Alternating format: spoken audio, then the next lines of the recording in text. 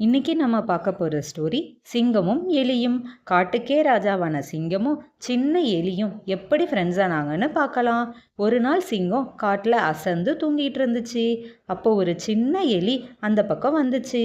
தெரியாமல் சிங்கத்தோட முதுகில் ஏறி சிங்கத்தை எழுப்பி விட்டுருச்சு.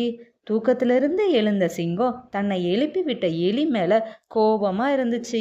கோபத்தில் காட்டுக்கே ராஜாவான என் தூக்கத்தையே கலைக்கிறியா நீ, இதோ இப்போதே உன்னை சாப்பிடுகிறேன் பார்னு எலியோட வாலை பிடிச்சு இழுக்க ஓடுச்சு.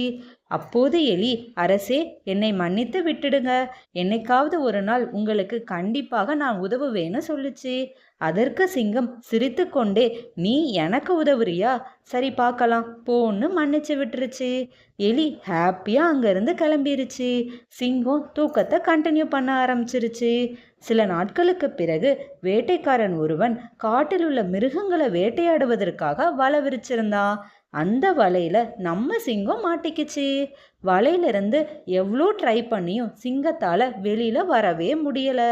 சிங்கத்தோட உருமல் சத்தத்தை கேட்டு அந்த வழியாக வந்த எலி உடனே ஓடி வந்து, கவலைப்படாதே நண்பா, நான் இருக்கிறேன்னு சொல்லுச்சு.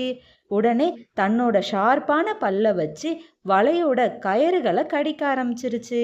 கொஞ்ச நேரத்திலேயே சிங்கம் வலையிலிருந்து வெளியில் வந்துருச்சு.